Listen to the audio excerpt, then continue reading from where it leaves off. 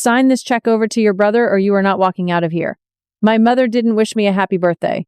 She just slid the $1 million check, my grandfather's gift to me, across the heavy mahogany table like it was a ransom payment. When I didn't reach for the pen, my father walked to the door and turned the deadbolt with a final metallic click. Then he shoved his phone screen toward me. It was a photo of our front porch taken from a black car sitting in the driveway right now. The loan sharks are outside, Olivia. You pay Tyler's debt or they come in. Have you ever felt like a hostage to your own family's expectations? Let me know your story down in the comments. I would love to know who is part of our community. The stale store-bought cupcake sat between us, a pathetic prop in a scene of absolute betrayal. The icing was already hardening into a dry, sugary crust, and the single unlit candle looked like a crooked tombstone for my childhood expectations. My mother, Monica, was leaning over the table, her eyes fixed on the $1 million check, as if she could already feel the paper turning into gold in her palms. Daniel, my father, remained standing by the door, his hand resting on the lock as if he expected me to bolt like a frightened animal. They didn't realize that the girl who used to cry at this table was gone. I had spent a decade building a life that relied on numbers and logic. Because people were too volatile to trust, panic is a luxury for people who have something left to lose. But in my line of work as a senior risk analyst, panic is just a noise in the system that gets in the way of a clean audit. I didn't scream. I didn't beg them to let me go. Instead, I let my pulse slow down until my heartbeat was as steady as a ticking clock. I looked at the discrepancy in the ledger of our family, and I began to investigate the cost of their greed. The discrepancy wasn't the money. It was the fact that they still thought they had power over me. I looked at Monica's knuckles, white and strained as she gripped the edges of the mahogany. I looked at Daniel's eyes, darting toward the window, where that black car waited in the shadows. They weren't here to celebrate my 29th year of existence. They were here to harvest it. To them, I wasn't a daughter. I was a future retirement plan, a silent investor in their version of family who had finally reached a maturity date they wanted to cash in early. In that moment, the daughter in me died in that chair, and the auditor took over. Mother, I said, my voice coming out as cold and precise as a scalpel. If I sign this check over to Tyler right now, he is dead by sunrise. Monica blinked. The aggression in her face didn't vanish, but it faltered for a second. What are you talking about, Olivia? It's money. It saves him. It fixes everything. It's $1 million, I replied, leaning back in the heavy chair and letting the professional analyst take the wheel. You don't just hand that over like a birthday card. A check of this magnitude triggers a mandatory 10-day banking hold for verification federal law, not a suggestion. More importantly, I've already filed Form 709 for the gift tax with the IRS. Every cent is documented and tracked. If you try to cash this without the proper tax audit trail, you aren't just facing a freeze. You're inviting a federal investigation that will strip you of everything you have left. I watched the sweat begin to bead on Daniel's forehead. He was a weak man, and weak people are always governed by the fear of things they don't understand. If those men in the driveway don't get their cash by sunrise, they are coming through that door regardless of what I sign. I continued, pitching my voice to resonate with his growing panic. And if the Internal Revenue Service sees Tyler suddenly coming into possession of $1 million with no documented source or gift tax filing, they will seize every penny for back taxes before he can even pay for a lawyer. You aren't giving him a lifeline, Dad. You're giving him a target. If Tyler's contacts were real, they'd be demanding a domestic wire transfer, not a personal check that takes 2 weeks to clear the clearinghouse. You're trying to use a 1980s scam in a 2026 digital economy. As an auditor, I don't just see your greed, I see your incompetence. Daniel left the room to get his laptop, his heavy, frantic footsteps echoing on the hardwood floor. It sounded like a man running to fetch the very shovel I would use to bury him. I was left in the heavy silence with Monica. She watched me, her chest heaving with a mixture of adrenaline and greed. She likely thought she had finally pushed the right button. She thought she was looking at a daughter who had finally broken and fallen into line. But she was mistaken. She wasn't looking at a daughter anymore. She was looking at a creditor. I let my gaze wander across the dining room while we waited. It really was an impressive space. There were hand-cut Italian marble floors that felt like ice beneath my feet. There was custom wainscoting and a crystal chandelier that probably cost more than the first car I ever owned. I knew the price of everything in this house because I knew exactly where the capital had come from. This luxury didn't come from my father's salary. It came from my femur. When I was 18 years old, a semi-truck ran a red light and T-boned my sedan. I spent 3 months in traction, and I had to learn how to walk all over again before I could even go to my senior prom. The insurance settlement was substantial, $350,000. Pain and suffering, the legal documents called it. I remember the day that check arrived in the mail. Monica held my hand with a warmth that felt real at the time. She told me I was too young to manage that kind of wealth. She promised they would put it in a safe investment account for my future, for when I was ready to buy my own home or start a family. I was 18. I was in physical agony, and I was naive. I trusted them because they were my parents. The truth didn't stay hidden forever. 2 months after that check arrived, Tyler drove his pickup truck through the front window of a liquor store while he was twice the legal limit. It should have been a prison sentence and a permanent felony record. But suddenly my parents found the cash for the most expensive criminal defense attorney in the state. Tyler walked away with probation, and his record was eventually expunged. When I asked about my investment account a year later, Monica told me the market had crashed and the money was gone. She lied to my face without even blinking. For years, I stayed quiet. I lived in a basement apartment in the city that smelled like black mold and cat litter. I ate instant noodles and worked double shifts just to pay for my college textbooks because my original fund had mysteriously evaporated to pay for Tyler's gambling debts in Las Vegas. I often wondered why I didn't fight back sooner. I realized later that I was bound by a survivor's invisible chain. My compliance wasn't a sign of weakness. It was a survival instinct, honed over decades of being the family's designated scapegoat. In our family's social dynamic, Tyler was the golden child, whose path had to be cleared at any cost, and I was the resource meant to be harvested, to pay for his failures. I looked at Monica now as she smoothed the tablecloth, her eyes darting toward the door. She had no idea that I had traced every transfer myself 3 years ago when I finished my risk analyst certification.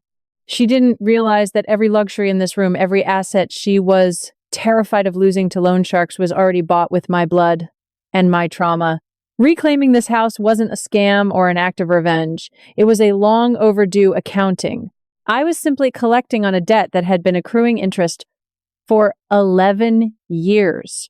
Monica sensed the shift in the air before I even finished explaining the tax implications. The mask of the grieving, desperate mother didn't just slip, it shattered, revealing the feral predator underneath. She lunged across the corner of the mahogany table, her hand clamping around my wrist with surprising strength.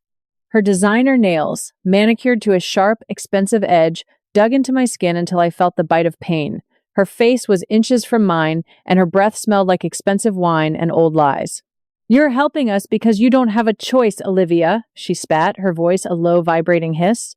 "You are going to walk your father through this transfer, and you are going to do it right now. Or what?" I asked, my voice remaining as steady as a flat line. I didn't pull away. I didn't flinch. I simply observed the adrenaline-fueled dilation of her pupils. "Or what, Monica? You'll ground me? You'll stop paying the phone bill you haven't touched in 7 years?" Her eyes narrowed into thin, venomous slits. "Or I pick up this phone and I call 911. I tell the dispatcher that my daughter is in the middle of a violent psychotic break. I tell them you are threatening self-harm. I tell them about the antidepressants you took back in college when you couldn't handle your little breakup. I tell the world you are unstable, dangerous, and a threat to yourself." The temperature in the room seemed to drop 10 degrees. I knew exactly what she was describing. She wasn't just threatening a night in a hospital. She was weaponizing my medical history to execute a professional assassination. "I will file for an emergency conservatorship by morning," she whispered, the words sliding out like venom. "I will tell a judge you aren't competent to manage your own affairs." Think about it, Olivia. A senior risk analyst with a documented history of mental instability and a 5150 hold on her permanent record. You will lose your license. You will lose your security clearance. You will never audit another ledger as long as you live. I will burn your career to the ground to save your brother's life. You can try, Monica. But before Grandpa Samuel signed a single document, I had him evaluated by 2 board-certified neurologists. His mental capacity is legally documented and bulletproof. Any attempt at a conservatorship will be laughed out of court before the first hearing. You're not fighting an unstable daughter, you're fighting a paper trail you can't erase. I looked at her, and for the first time in 29 years, I really saw her. I saw the illusion of power she was desperately clinging to. Monica and Daniel were living in a house built on the illusion of material power. Their entire identities were rented by the appearance of wealth and status.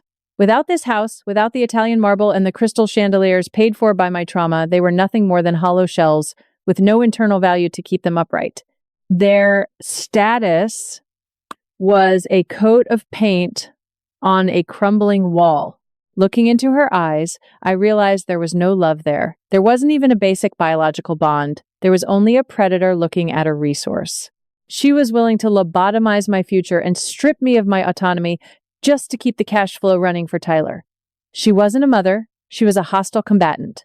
And with that threat, the last microscopic grain of guilt I had about what I was about to do evaporated. It turned to ash in the heat of her cruelty. I let a slow, cold smile spread across my face, the smile of a hunter who just watched the prey step directly into the snare. "You're right, Mom," I said, my tone clinical and final. "Family comes first. Let's get this done." Daniel returned to the table, his fingers trembling as he fumbled with the lid of his laptop.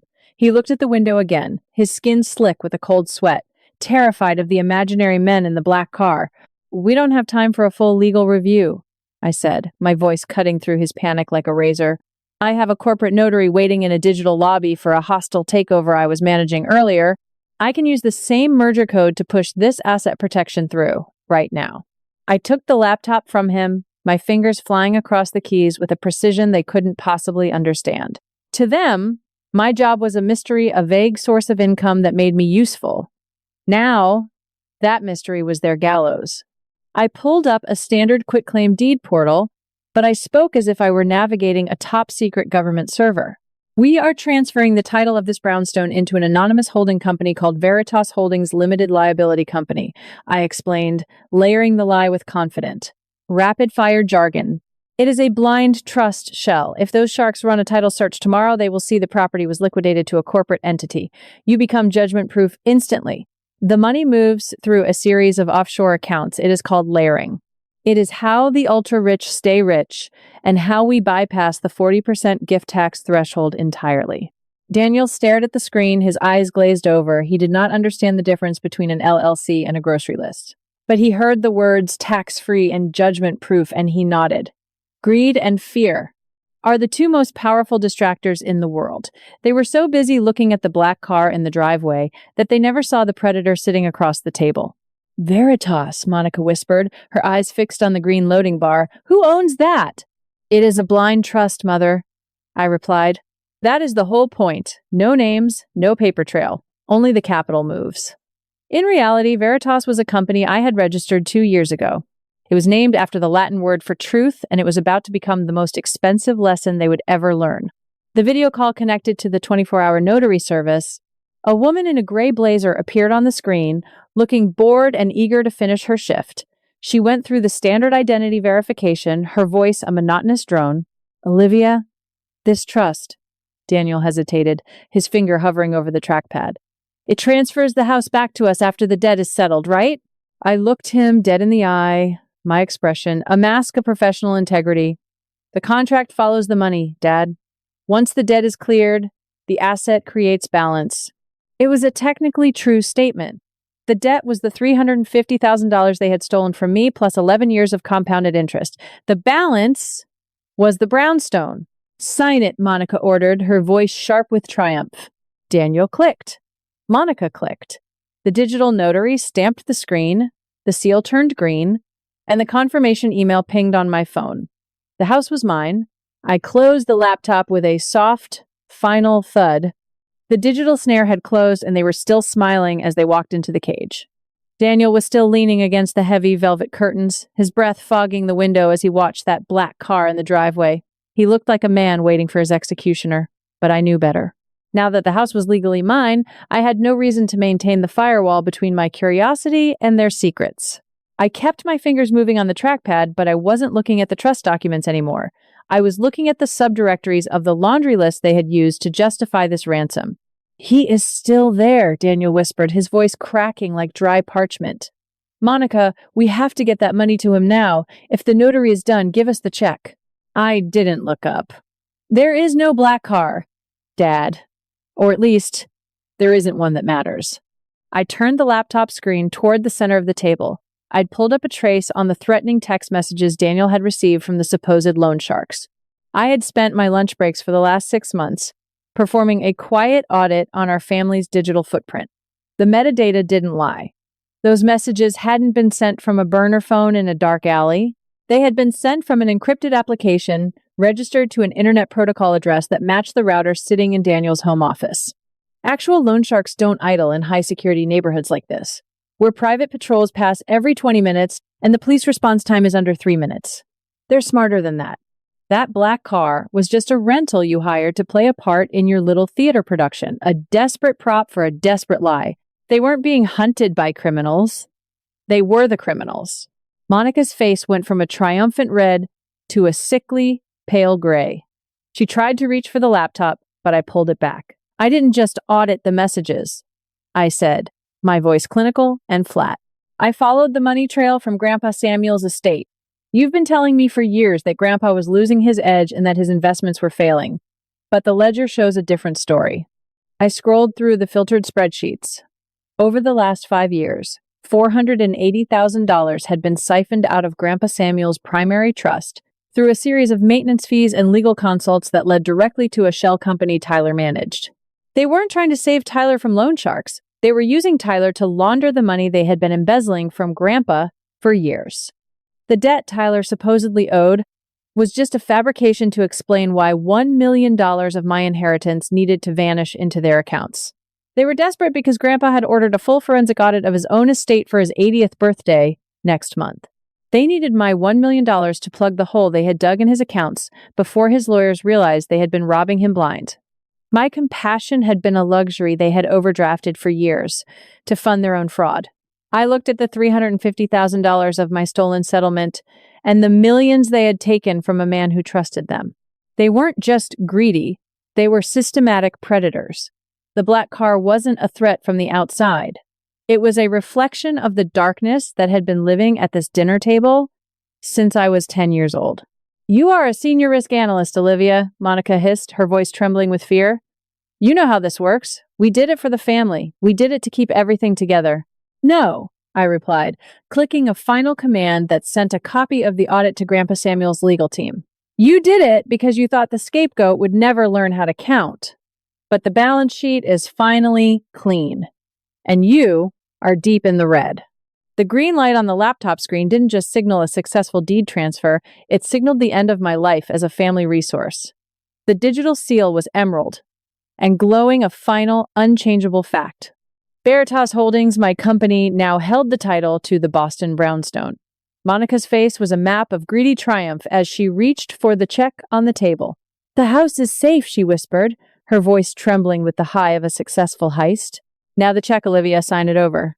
We need to get that money to Tyler's contacts before they lose patience. I didn't reach for the pen. I picked up the $1 million check, the bait that had led them directly into the snare, and walked toward the corner of the dining room. There, a quiet, professional-grade paper shredder sat on a side table. It was the same machine Daniel used to destroy the records of his failed investments and siphoned funds. I pressed the power button. The low, industrial hum filled the room, vibrating through the Italian marble floors I had unwittingly paid for with my own broken bones. Olivia, what are you doing? Daniel's voice was high and thin, the sound of a man watching his last hope of a cover-up drift away. I didn't look at him. I didn't say a word. I simply fed the $1 million check into the metal teeth of the machine. The sound was exquisite, the rhythmic, mechanical crunch of paper being transformed into worthless, gray confetti. I watched as the $1 million, the ransom they thought would save their criminal enterprise, vanished, 1 inch at a time. Monica screamed. It wasn't the scream of a mother in pain. It was the howl of a gambler who had just watched their last chip fall into the cracks of the floor. She lunged at me, her hands clawing for the remnants of the paper, but I stepped aside with the cold grace of someone who had already calculated her move. Daniel roared his face, turning a dangerous shade of purple as he charged toward me. I didn't flinch. I didn't even raise my voice. I simply held up my phone, the screen facing them like a shield. I'm live streaming the feed from my new home security cameras, Dad. Since the deed transfer is complete, this is my property, and I have every legal right to monitor my own dining room. Grandpa Samuel has been watching your performance for the last 20 minutes. Daniel stopped, as if he had hit a wall of solid ice. His momentum carried him forward until he was inches from me, his hands shaking with a rage he could no longer afford to act on. Grandpa is seeing everything, I said, my voice as steady as a flat line. He saw the photo of the imaginary black car. He heard you threaten to commit me to a psych ward, to steal my career. He's watching the man who robbed his trust, and the mother who treats her daughter like a harvestable asset. The audit is complete, and the evidence is already in his lawyer's inbox. Monica sank into a chair, her eyes wide and hollow. You lied, she whispered. You said the trust would give the house back. I said the contract follows the money. And it did. This house represents the $350,000 you stole from my 18th birthday settlement, plus 11 years of compounded interest and the college fund you evaporated. The debt is settled. The balance is restored. I looked around the room, the mahogany, the crystal, the legacy built on my trauma. Veritas Holdings is mine. I am the sole owner of this property, and as of this moment, you are trespassing. I reached into my bag and pulled out a single sheet of paper, a formal notice to vacate. I slid it across the marble toward Monica. I'm not just evicting you, I'm offering you a head start. You can stay and wait for a formal eviction process that takes months. But at exactly 12:01 p.m. tomorrow, the police will arrive to serve warrants for fraud, embezzlement, and elder abuse based on the evidence Grandpa Samuel is providing right now. You can call a lawyer, but they won't stop the handcuffs. You have until noon to disappear. Otherwise, the forensic audit goes to the district attorney and the Internal Revenue Service immediately. You choose, a motel room or a prison cell. And don't look to Tyler for help. I've already flagged his accounts for suspicious activity and money laundering. The bank's fraud department is already knocking on his door, and your golden child is about to trade his designer lifestyle for a prison jumpsuit. I turned the deadbolt myself, the metallic click echoing like a gavel. I walked out of the brownstone without looking back, leaving them small and trapped in the luxury they had stolen, but could no longer keep. The black car in the driveway was gone. The only thing left was the truth. 30 days passed, and the heavy silence of that Boston brownstone became a memory I only revisited in my ledgers. The property was sold within 3 weeks, the mahogany and marble liquidated to settle the accounts. Grandpa Samuel's legal team worked with surgical precision, recovering the $480,000 my parents had siphoned from his estate. Tyler didn't have to worry about imaginary loan sharks anymore. He was in a state correctional facility facing charges for the laundering scheme his parents had built around him. As for Monica and Daniel, they were exactly where they belonged, stripped of the illusion of material power that had been their only identity. The last I heard, they were living in a roadside motel, their status and reputation turned to ash. Grandpa Samuel met me in his library a week ago. He didn't offer a hollow apology for the family he had raised, but he did offer a new check for $1 million. This isn't a ransom, Olivia, he said. It's an investment in the only person who had the courage to tell the truth. I took that check and my hand didn't shake. I used it to launch my own risk assessment and forensic auditing firm. I named it Veritas, the Latin word for truth, because I am done living in the shadows of other people's lies. I've come to realize that the phrase family first is often a weapon used by predators to keep their prey from running. I spent 29 years believing I owed my parents my future because they had provided me with a past. I thought I was the one holding the family together, but I was just the one paying for the prison they had built for me. I've learned that some bridges aren't worth crossing, and some don't even need rebuilding. They need to be burned to the ground, so the demons of your past can't follow you into your future. If you find yourself in a similar situation, if you are the black sheep whose success is being harvested to fix a golden child's mistakes, please listen to me. You aren't being selfish by setting boundaries. You are being sane. You don't owe your loyalty to people who only value you when you are a resource to be used. Forgiveness isn't always about making peace with those who hurt you. Sometimes it's about having the mercy to let go of the people you were never going to be enough for. Reclaiming my worth wasn't about the money or the house. It was about the moment I realized that blood doesn't make a family. Integrity does. Stop paying for your own prison and start building your own truth. If you've ever found the courage to say no to a toxic family member, share your story below. You might be the strength someone else needs to hear today. Don't forget to like and subscribe for more stories of justice.